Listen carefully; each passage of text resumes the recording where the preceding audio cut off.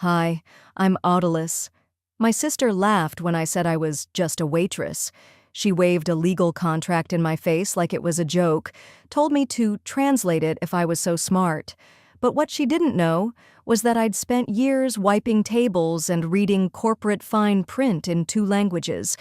And when I spotted the one clause that would bankrupt her, her face turned white. She begged, but that wasn't the worst part.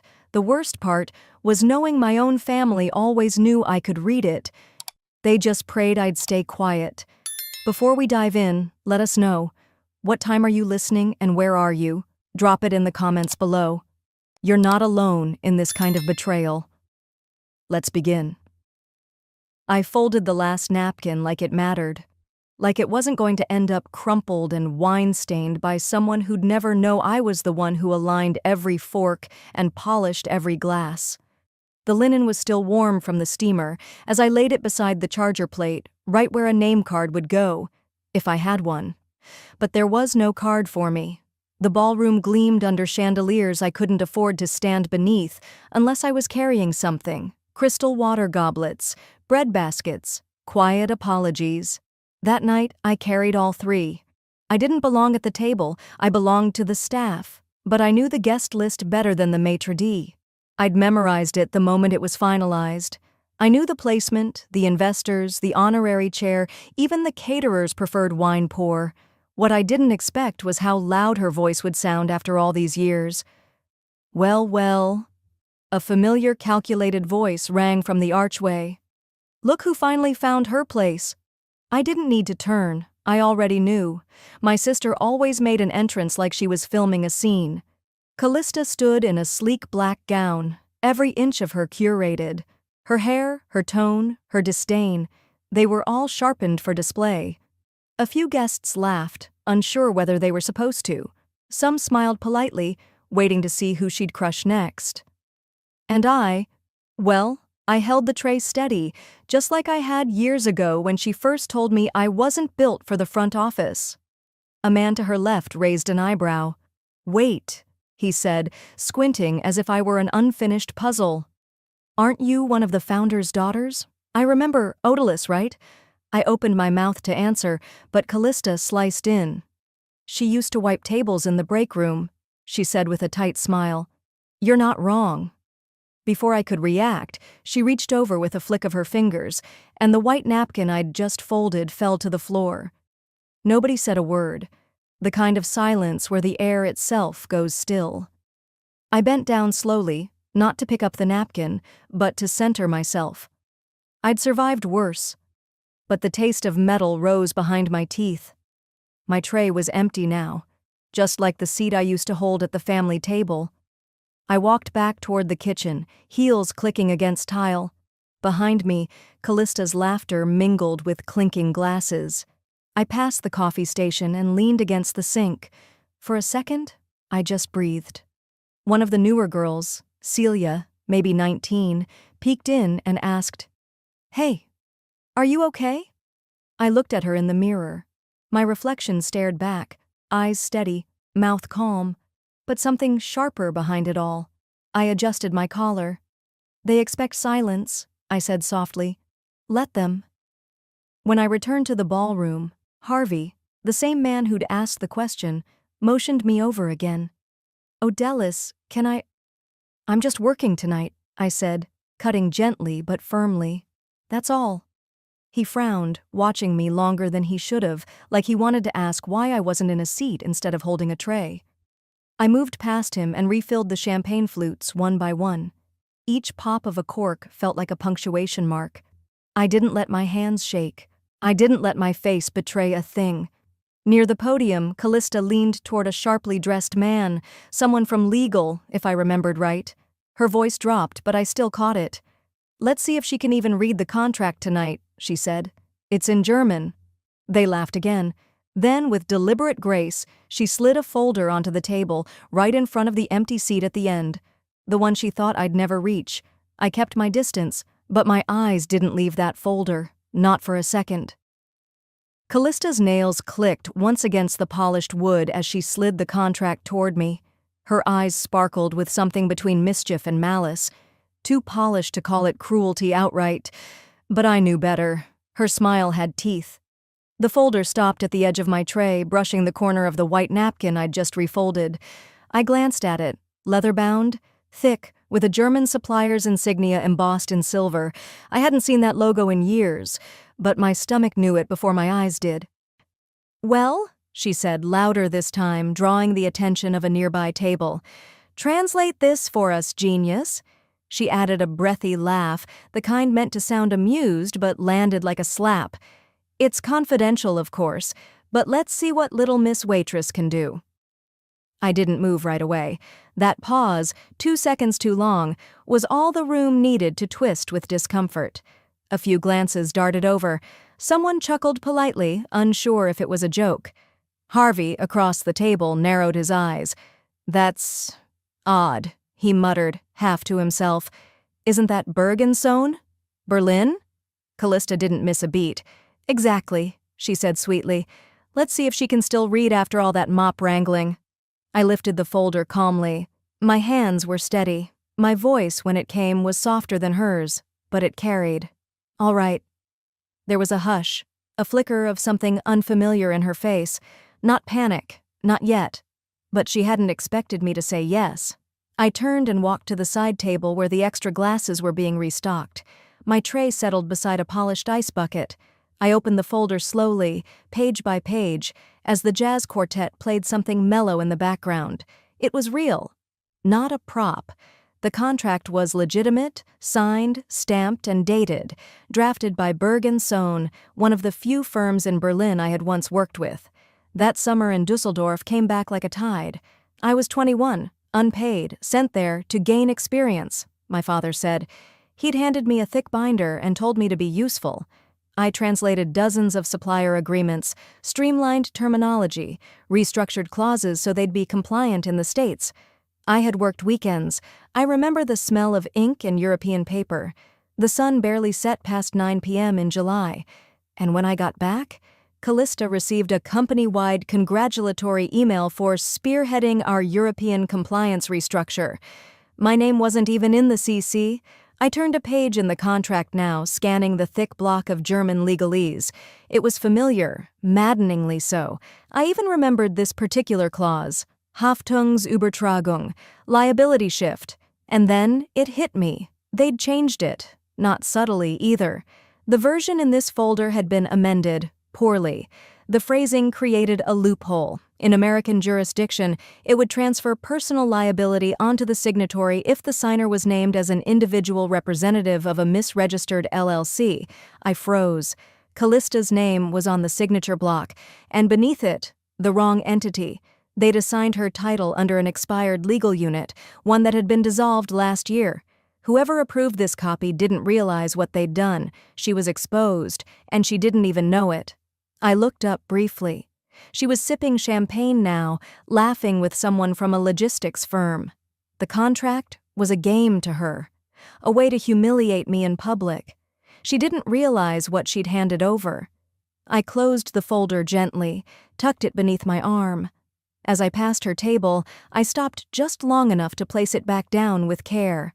Then I said quietly, "You should be careful. This isn't the version you think it is." Callista blinked. "What's that supposed to mean?" I didn't answer. I was already moving toward the next table, where someone had waved for more water. My tray felt lighter than it had in hours. No one followed me. No one asked again. And when Harvey tried to catch my eye across the floor, I simply smiled and poured. Later, once the ballroom began to thin and the music faded into background hum, I slipped through the rear hall near the service elevators.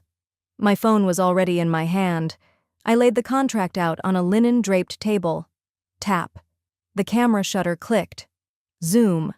Her name, bold and careless, sat above the wrong legal shield. She had no clue. But I did. And I wasn't going to say a word. Not yet. I didn't say a word that night, but I saved the photo. And the moment I got home, I backed it up twice. Once to the cloud, once to a thumb drive taped to the back of a kitchen cabinet drawer. I didn't need anyone telling me I was paranoid. In my family, being careful was the only way to stay sane. 2 days later, Charleston was quiet. Too quiet. A breeze slid in through the cracked window over the sink. I didn't have curtains, just blinds that rattled when the wind shifted. The little apartment smelled like strong coffee and a hint of lemon from last night's quick mop-up. I was still in my robe, hair up in a clipped bun, fingers cold against the ceramic mug I held. The sun hadn't fully climbed yet, the neighborhood was still asleep, and I needed it to stay that way, at least for a few more hours. I powered up my laptop and waited for the dull hum of the fan to settle. Then I opened the photo. It was the signature page, that contract Callista had smugly slid toward me at the dinner. At first glance, it was exactly what I expected. Her name, dated last quarter, supplier seal. But then I zoomed in again. Bottom margin spacing, the exact way the subheadings were indented. Even the little dash formatting between subclauses. No one else used that particular dash style but me. I blinked. Years ago, I'd helped standardize contract templates when I was still working out of the side office, next to the janitor's closet, if anyone's curious. Dad said it would be good practice. I never argued. Not then. I opened a folder buried deep in my external hard drive. Backups I'd made for my own sanity, dozens of docx files. I clicked through 3, then 5, and there it was. Template 7A, the exact same spacing, the same bullet formatting, my formatting, but with Callista's name on it. I stared at the screen, hand tightening around the mug. I didn't move until my coffee went cold. I opened another folder. This one marked Archives, Personal. Inside was a scan of an old supplier contract, one I remembered translating during college when Dad sent me to Dusseldorf for family exposure. I was 19, nervous, alone, but I'd taken it seriously. I even remember sitting in a cramped back room with one of the German legal assistants, typing out phrasing that took her weeks to finalize. There, on the bottom of that scan, was my signature. I zoomed in, and again. It wasn't from a pen. Not that time. This was scanned, cropped, used again. I checked the metadata. Someone had copied and pasted my signature into at least 6 major files. Legal documents, binding ones, all showing my name, all filed after I was no longer on staff, and now it made sense. The summer they said, "We don't have budget to pay interns, but this is your foot in the door." The fall they told me, "Your title doesn't match what's on the official record, but your family." The winter, they insisted, "You were too young to be on payroll. It would have raised flags." I wasn't being overlooked, I was being used. And when I leaned back in the chair, my eye caught something I hadn't noticed in a long time. A napkin, folded, plain white, from that same firm gala where Callista once smirked and whispered, "Not even fit to fold those." I'd tucked it into my bag without thinking, back when I still thought being quiet earned respect. I reached for the printer under the desk, slid in fresh paper, and hit print. One by one, those contracts came out. My hands trembled only a little. Not from fear, from clarity. They never left a clean trail, but they left enough. I grabbed my phone and scrolled to a number I hadn't used in years. David Mallory. A pro bono translator I worked with once on a refugee legal aid project. Sharp, private, trusted. I typed, "Need your eyes, quietly, before I take this to the board. What did they use my name for?" I attached 5 documents and hit send. It took less than 20 minutes. His reply was short. "You'll want to review Form 928B, Internal Tax Submission. Your name's on it." My stomach dropped. I pulled up the IRS portal and typed in the form code. There it was, a filing from 2 years ago. Buried in an LLC I didn't recognize, but there, mid-page, was my name, Odellis Elaine March, listed as U.S. Financial Officer of Record, dated 1 month after I quit. I stared at the screen, heart pounding, thoughts spinning, my name, but that company wasn't mine. I didn't waste time. As soon as I closed the burner email, I grabbed my keys. Charleston was already heavy with humidity by the time I pulled onto Calhoun Street. The cicadas were droning, and I could feel sweat gathering behind my knees even with the AC on. I hadn't visited this part of town in years, not since I left the temp job at the legal firm on Broad. Back then I was just helping out with depositions, mostly translating for Spanish-speaking clients. Never thought I'd be walking back in asking about my own name. The building hadn't changed. Same dull brick, same gold placard by the door, Gavin and Cartwright LLP. I pushed through the door and walked across the cool marble floor, pretending I belonged here again. Miriam was still there. She looked up from behind the reception desk, blinked, then let out a soft laugh. "Well, I'll be. Odalys? Haven't seen you since that oil rights deposition from 2016. "Yeah," I said, managing a smile. "I need your help." Quietly. Her brow furrowed, but she nodded. "We can use the break room in the back." Once we were seated with the door shut, I pulled out the single printed sheet I'd brought, the document showing my name as U.S. Financial Officer.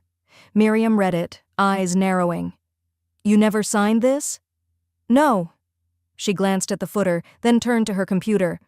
"Let me see what we have on this LLC. You said the company's name is Kinnell Sourcing Partners?" I nodded.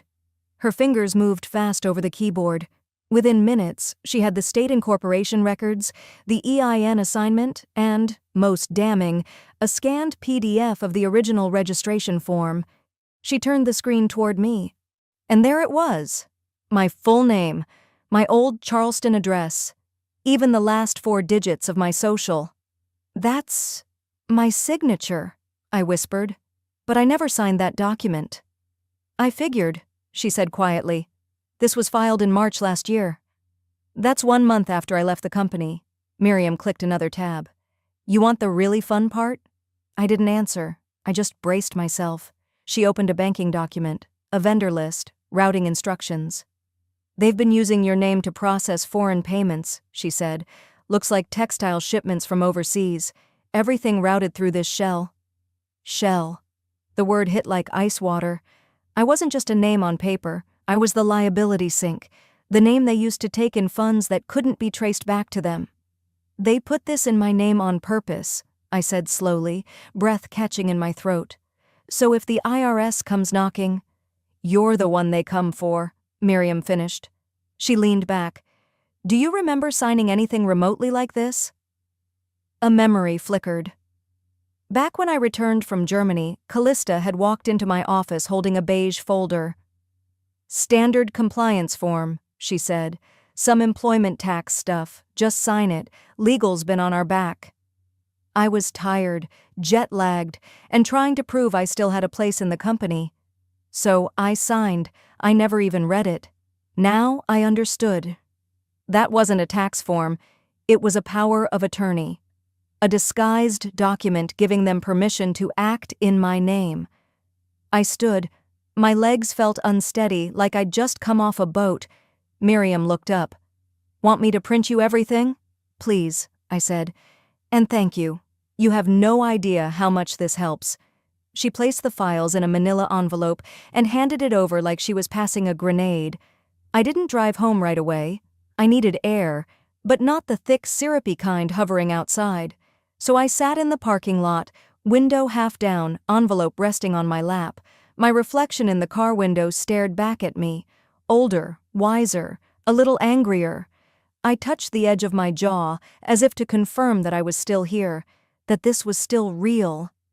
"They really made a scapegoat out of me," I whispered, and no one, not even my mother, asked why I stopped coming home. She just accepted it, as if my absence made things easier, neater. Back home, I didn't take my shoes off. I walked straight to my desk and powered up the old laptop.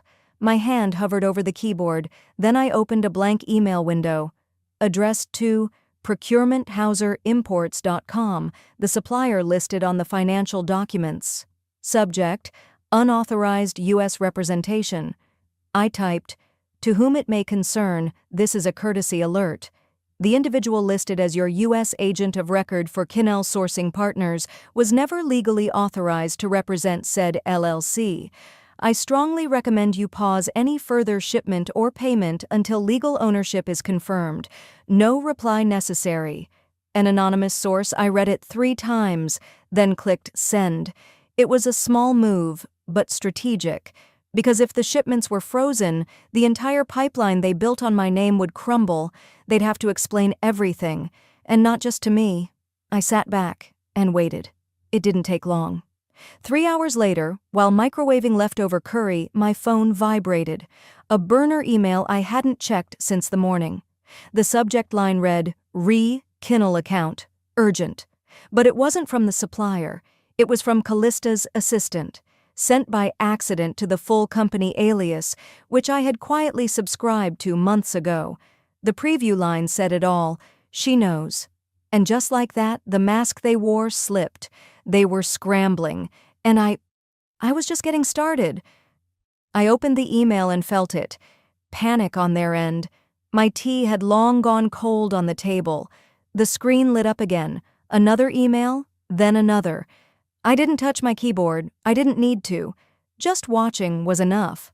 One subject line blinked in. Did she really sign that clause? Because if not, we're exposed. That was from Harvey. The same Harvey who once told me to fetch coffee, not opinions. Another followed. Pull all prior agreements, urgently. That one was from someone in legal, a new name I didn't recognize. And one more, timestamped 9:02 a.m. Supplier confirms U.S. rep signature invalid, halted shipments until verification. The word invalid was bolded in red. I leaned back in my chair, my spine stiff from the hours I'd spent watching. The sun pushed through the kitchen blinds, warming the floor near my feet, but I didn't move. I didn't smile. Not yet. Downtown, I imagined the building, that sterile glass shell Kinnell called a headquarters. Inside, the scramble had begun.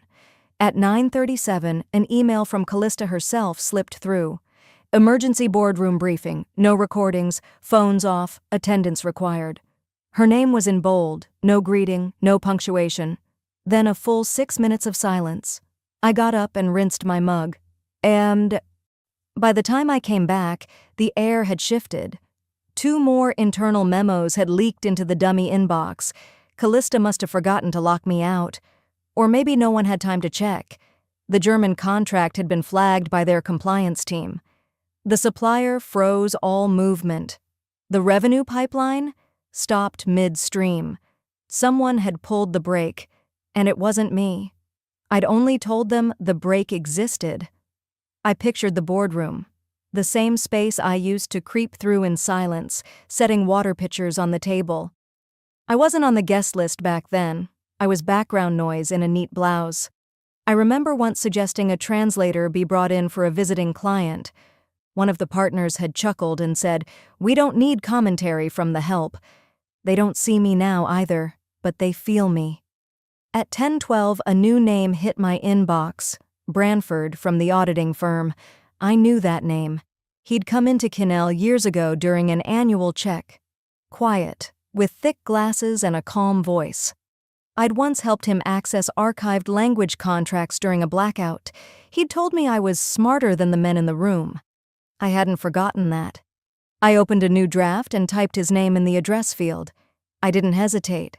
I attached 2 documents, one scanned contract, one forged signature. Both dated, both bearing my name, both never authorized by me. The message was short. Mr. Branford, these documents were filed under my identity without consent. Attached are timestamps and source metadata. Sincerely, Odellis. No dramatics, just the facts. I hit send. The reply came within 20 minutes. Thank you for this. A formal inquiry is now in motion. You may be contacted by our office shortly. Short, crisp, but the storm that would follow? Anything but. Later that afternoon, another memo slipped in. Legal was demanding clarification on the German LLC registration. Callista had been named as the liaison on the file, using my credentials. Her response was reportedly, "It must have been a clerical mix-up." But the word around the office was her voice cracked when she said it. I didn't need to hear it to know it was true. When Callista lies, her pitch lifts. Always has. Back in college, she once lied to our landlord about a broken window. Same cadence, same fake calm. Only this time she wasn't dodging a repair bill. She was cornered. I closed the lid on my laptop and walked out to the porch. The sky was turning gold around the edges. Crickets stirred in the grass, and the world, somehow, kept turning. Just after 7, as I was folding laundry, my phone buzzed. Unknown number, just a text.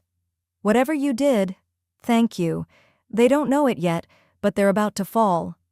It was from Elise, Callista's assistant. She'd never even looked me in the eye during company events. I remembered her well, pearl earrings, tight ponytail, and a habit of turning her back to me mid-conversation like I wasn't worth the air in the room. Now? She was reaching out. I didn't text back. There was no need. I walked to the dining table, pulled out my chair, and opened my laptop again. There was more to do. I didn't reply. I just opened my laptop and prepared for the next step. Sleep was out of the question. By the time the sky began to lighten behind the kitchen blinds, I had already brewed a second pot of coffee. The morning felt suspended, quiet, almost too quiet. It reminded me of Sunday mornings in Charleston when the church bells hadn't started yet and the streets hadn't filled with tourists. Stillness like that usually brought peace, but not today. By 7:30, I had pulled on a long coat, packed my folder of notes, and was headed toward the one place no one would think to look for me, the university. The campus was nearly deserted, as expected. Overcast skies hung low, casting the brick buildings in muted grays. I passed the same cracked stone bench I used to eat lunch on when I was interning. My stomach twisted at the memory, but I kept walking. The rain hadn't started yet, but I could feel the air thick with warning. At the alumni desk, I showed my ID and quietly requested access to archived documentation from my internship term with Cannell. The young woman at the desk barely looked up. 3rd floor, East Wing, archives open till noon. I made my way up the creaky stairwell, every step tapping a rhythm against the silence. The room smelled like old paper and ink, exactly how I remembered it. I didn't expect to find much, but I needed to see it with my own eyes. It took a moment to find the right binder. Kinnell Enterprises, Internship Program, 2014-2015. My hand hesitated as I reached for it. I didn't know exactly what I was hoping to find, but I didn't expect this. My name wasn't there. No mention, no entry, no credit. Callista's name, however, was all over the section. Her page described a pioneering role in streamlining international compliance frameworks and mentoring junior participants. It was the same narrative she'd told in boardrooms for years, but now it was printed and stored like fact. I flipped through the rest of the pages and then I saw it. A group photo. The one taken outside the old annex building. I was cropped out, or rather, I remembered standing on the far right, just barely inside the frame, next to the ivy wall and a potted plant. But now, in this version, the right side was neatly trimmed, as if I'd never been there. I sat down hard on the wooden chair. The binder thudded softly against the table, and for a long moment I didn't move, just stared. The weight of what I already suspected pressed down in full. It wasn't a mistake. It was deliberate. Suddenly, a flash of memory hit me. The day that photo was taken, I'd worn a pressed white blouse hoping to look professional. Callista had laughed, nudged me out of the way, and whispered, "You're just an intern. Stand behind the plant." And I did, because I thought that if I just worked hard enough, stayed humble, someone would see me, respect me. What a joke. I let the sting settle, but I didn't cry. I'd cried enough over them, over what they stole. I reached into my folder and pulled out a sheet I had brought with me, a compliance checklist, scribbled with annotations in my handwriting, margins marked with my initials. It was one of the few things I'd managed to keep from those months. My hands had held that paper 100 times, and no one, not even Callista, could erase that. "They took my name out of everything," I murmured, "but not this." I scanned the page on the library's copier and uploaded it directly to my drive, adding it to a timeline I'd been piecing together for weeks. One document for each year, one deletion, one fraud, one lie. Quietly and carefully, I was building more than a record. I was building the case they never thought I'd be strong enough to assemble. By the time I left the archive, the first drops of rain had begun to fall. I walked slowly through the drizzle, the smell of wet concrete filling my nose, and made my way to the bus stop. I didn't rush. I wanted the weight of that place to sit with me a little longer before I buried it for good. Back home, I changed into dry clothes and brewed a fresh cup of tea. It was early afternoon now, and the light through my living room window had turned the walls soft gold. I sat down with my laptop, added the scan to my timeline, and color-coded it. 2014. Erasure begins. I leaned back and exhaled, calm, measured, intentional. I had just closed my laptop when my phone buzzed on the counter. Blocked number. I hesitated for half a second, then answered. A woman's voice came through, urgent, clipped, like she was calling from a stairwell. Odalys? Listen, I don't have much time. They're trying to pin the offshore fines on you. My throat dried instantly. Who is this? I can't say, just check the 2017 LLC filings, they're shifting it. You need to act fast. Then the line went dead. I froze, then hit record. I didn't move. The phone in my hand felt heavier than it should have. The room around me was quiet. Too quiet. The only sound was the slow tick of the kitchen clock and the occasional rattle of branches against the window as the wind picked up. Then I hit play again. The woman's voice crackled faintly, but her words were clear, steady, almost rehearsed. My name is Celia. I used to intern in finance. I'm a full-time analyst now. I worked under Paul Lenner when you were there. I need to tell you something before they erase it completely. She paused. I could hear her swallow. They're trying to link your name to a shell LLC involved in customs violations. You're listed as an approving party on 2 forms backdated to 2019. The names were switched last quarter. You were never supposed to find out. I sat down slowly, trying to breathe. My desk lamp cast a yellow pool of light on the scattered documents, but it all felt distant now. Celia continued. They used a compliance log you created during your internship to fabricate a chain of authority. You were convenient. You'd already been removed from the company's history. They figured no one would question it if you resurfaced. The recording clicked off. I played it again, and again. Every time, it hit me harder. Not just the content, but the careful way Celia spoke. Not rushed, not desperate, controlled, like someone who'd lived with this guilt for a long time and finally found a crack in the dam. Eventually, I paused the audio and reached for a pen. My notes were a mess of arrows and question marks, names circled and underlined, but in the center, one word stood alone. Fall person. I stared at it. They didn't just forget me. They buried me, then dug me back up when they needed someone to take the blame. I closed my eyes, and the memory came flooding back, my last day at Cannell. Callista had pulled me into her office for what she called a warm send-off. There was no team, no thanks, just a cold smile, a branded coffee mug, and a $20 gift card to a chain I didn't even shop at.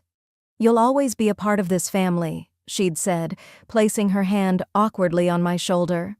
I remembered thinking it was strange then. The phrase felt out of place, almost preemptive, like she was rehearsing something for an audience I couldn't see yet. Back then, I'd forced a smile, thanked her, and walked away. I still believed effort mattered more than recognition. I thought if I kept showing up, someone would see the work.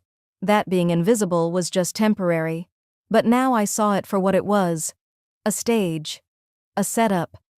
I reached for the napkin. The ink had smudged slightly, but the outlines were still visible.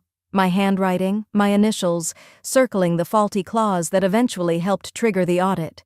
That single detail, carelessly tossed aside years ago, had become a thread, and it was unraveling faster than they could stitch it back up.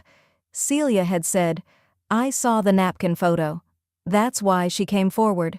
Not because of guilt alone, because proof makes silence harder. I opened a new document on my laptop, named the folder Misrepresentation, Internal Use. Then I attached the audio recording, time-stamped it, and transcribed every word Celia had said. I linked it to the scanned image of the napkin. Next, I added the internship record, cropped photo, missing credits, and compliance log with my handwriting. Then I labeled each item by year. 2014, 2015, 2016. A quiet rhythm formed, one document at a time, one piece of erasure reversed. I wasn't building a revenge plan. I was building a mirror, something they'd have to look into, whether they liked it or not. By midnight, I'd compiled a formal brief. Each file was labeled Statement of Material Misrepresentation from Odalys Marin.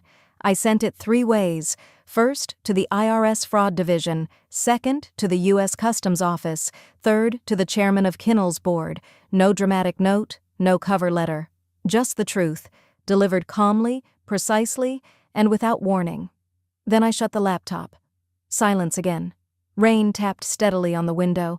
I leaned back on the couch, phone on my chest, staring at the ceiling. For the first time in years, my name wasn't something I needed to defend. It was a statement, a signature of survival. At 12:07 a.m., my phone buzzed once. No name, just a sender address, council@kinnellgroup.org. Subject, urgent, compliance review. Scheduled body, we will be conducting an emergency review tomorrow. Please make yourself available. I didn't flinch. I didn't breathe deep or whisper, "Here we go." I just stood up, reached for the folder again, and whispered to no one. I wasn't just available. I was ready. The next morning arrived not with a bang, but with the kind of quiet that settles over a battlefield just before the first shot is fired. I stepped out of the cab in front of the arbitration building in Charleston, a place chosen to make sure no one had home court advantage.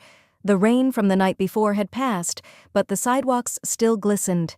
I walked in with my blazer buttoned, my hair pulled back, and a folder tucked under my arm. No lawyer, no entourage, just me. That was the point. The receptionist led me down a hallway that smelled like cold coffee and old carpet glue. When the door to the conference room opened, I stepped inside without pause. A long oak table dominated the space, polished, empty except for water pitchers and a few stern faces. Callista was already seated, crossed legs, lips pinched, eyes scanning the table like it might give her a way out. Harvey sat to her right, fidgeting with his pen. The CFO, Garrett, didn't look up, and across from them was the arbitrator, a sharp-eyed woman in her 50s with a clipboard and a look that said she'd seen worse than this and didn't care for theater. I took the last empty seat. No one greeted me. That was fine. I wasn't here for small talk. The arbitrator spoke first. This emergency session has been called under Section 4.3 of the Internal Governance Code, initiated by the board chair.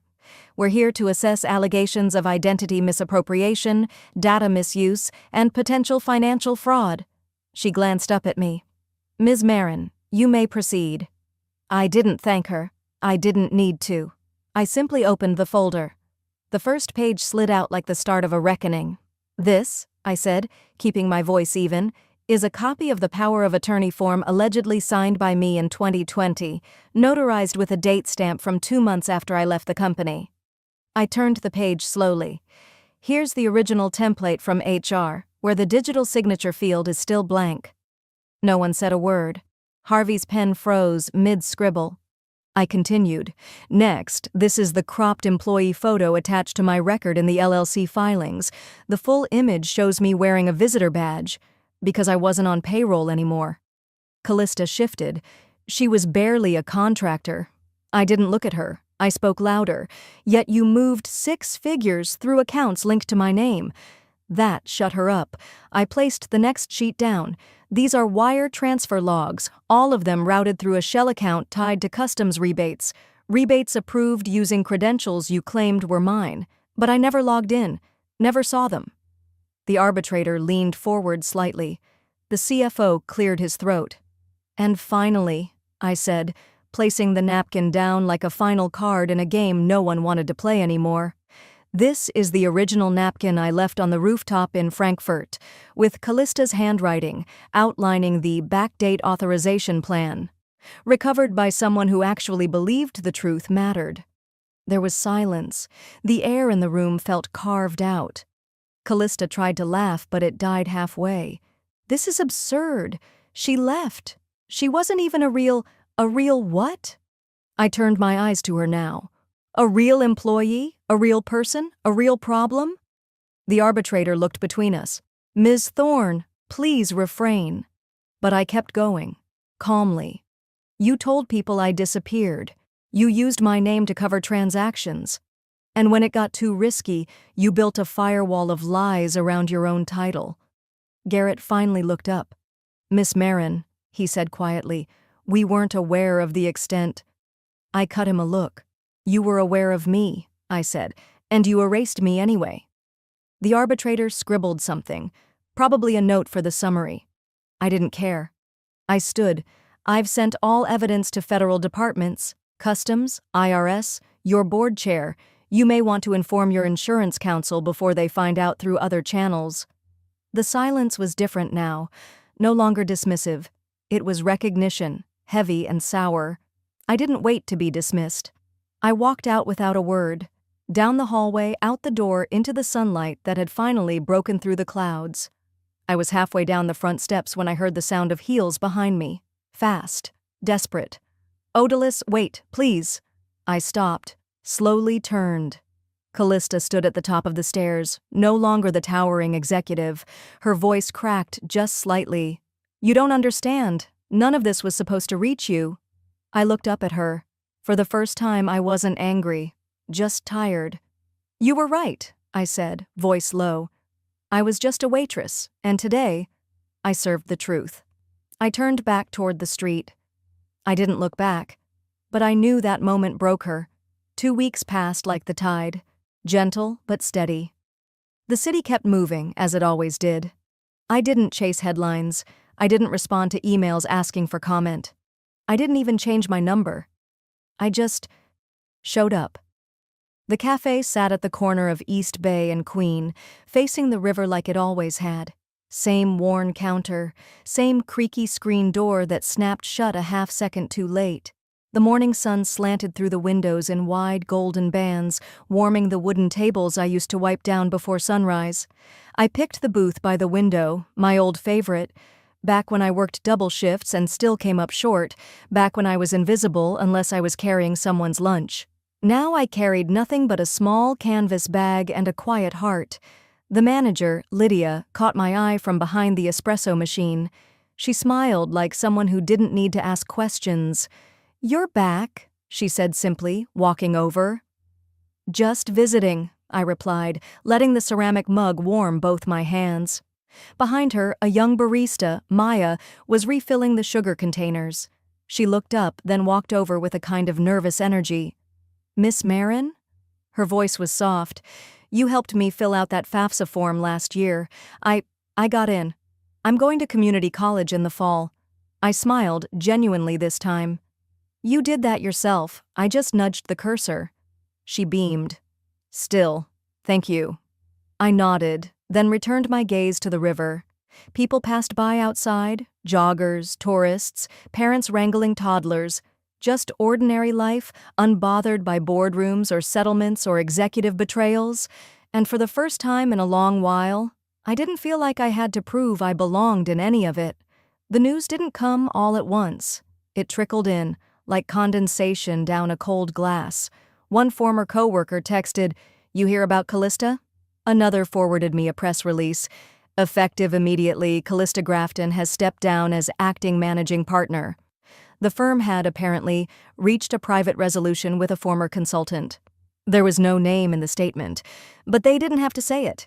Charleston's business circles aren't that big. Through a friend of a friend, I learned the real terms. A full financial settlement, a seat on the board, a formal, notarized apology, and of course, an NDA, the kind that says, we won't admit what we did, but we sure don't want you saying it either. I never responded. Later that week, the envelope arrived. Heavy cream stock, my name in block lettering. Inside, a check, a contract, and a note from the CFO. For the injustice, it said, and for what we missed. I held it for a long time, not because I was angry, not because I wanted revenge, but because I remembered. I remembered walking home in the rain with holes in my sneakers after scrubbing plates. I remembered how the city lights looked through greasy glass and tired eyes. I remembered once standing in this very cafe, watching a girl in a tailored blazer walk by and thinking, I'll never be her. And I was right. I didn't become her. I became me. 1 week after the envelope arrived, I made my decision. I mailed the check to a legal aid organization that helps interns and hourly workers fight wage theft and contract fraud. No press release, no photo op. Just a note. Use this for the quiet ones. The framed napkin now hangs above my kitchen sink. The same one from Germany, the one Callista scribbled on like my name meant nothing. Now it's preserved in glass. A reminder. That silence isn't weakness. It's power when chosen. I took a last sip of coffee and pulled out my phone. There was an unsent draft sitting in my email app. I'd written it weeks ago but never hit send, not to anyone in particular, just to the women I knew existed out there. Unseen, unheard, dismissed. I tapped it open. To every woman who was told she wasn't enough, let them doubt you. Let them laugh. Let them walk right by you without a second glance. And then, let your silence be the loudest thing in the room. I hovered over the send button for a moment, then saved it again. Not everything needs to be spoken. As I gathered my things, Maya handed me a to-go cup. On the house, she said, a little shy. I took it with a nod. Thank you. And Maya? Yes? When they tell you to leave the thinking to someone else, don't. She nodded slowly, her smile fading into something firmer. I won't. Outside, the wind rolled off the water, carrying with it the smell of salt and thyme. I paused at the corner, watching the cafe fade behind me in the glass of a passing bus. I may have been just a waitress, but now, they'll never forget who I am.